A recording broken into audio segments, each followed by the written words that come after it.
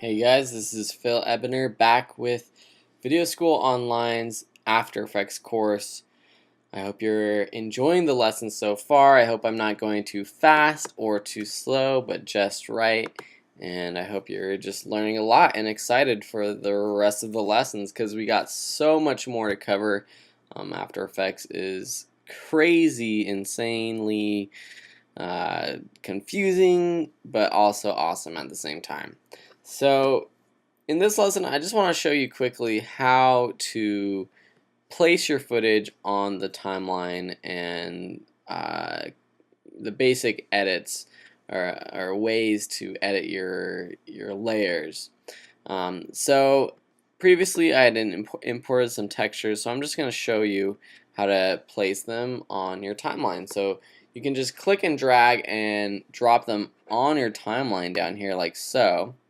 And then as you can see, it placed it on my timeline, but I want to move it so that it is at the start of my timeline. I can also just stretch out the end by going to the end of the clip and clicking and dragging when you see the double sided arrows. So now I have my brick wall. I can also, I'm just going to delete this by clicking on it and pressing delete. I can also just click and drag and drop it right here in the middle of the composition. So now I have this layer. And so the basic edits, well, with your pointer tool or your selection tool, you can, change the size of it. You can move it around. You can rotate it with the rotate tool. And then the last basic thing is opacity. But another way to get to all of these editing options is on the timeline. And in the next lesson, we're going to go over more about all these different things. But for now, let's just, on our brick wall layer, click this triangle, which brings down another option called transform. I'm going to click that triangle next to transform, and we have a few different options. So as we move this around, you will see these numbers change for position. If you increase the size, you will see the size change as well. So 16% to 86.5%. Or if I just squeeze it, you'll see it's 21% and 86.5%.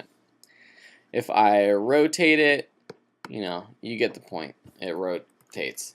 You can also edit these numbers or the positions by just clicking and dragging these numbers, or clicking and typing in a number.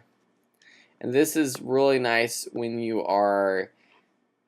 just want to move something along the y-axis or the x-axis, axis, sorry, and you don't want to mess around with the other axis.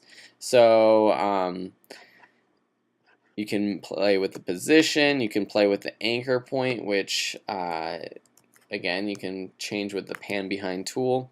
You can play with the scale, you can play with the rotation, and here you can play with the opacity, which is pretty cool.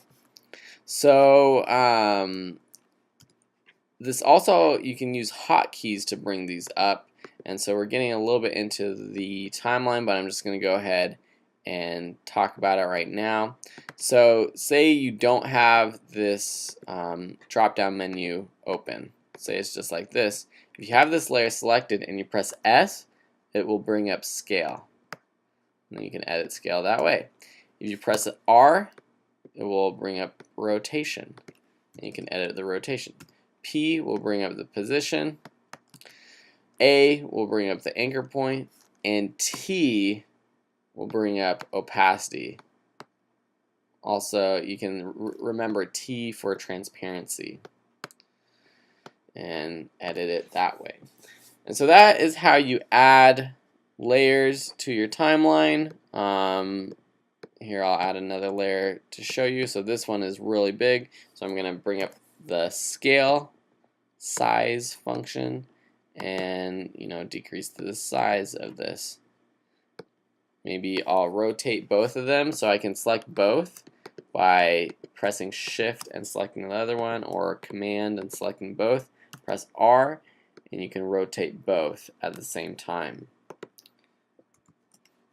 And then I'll just move one to the left side of the screen and one to the right side of the screen. So that, this could be the beginning of some sort of video.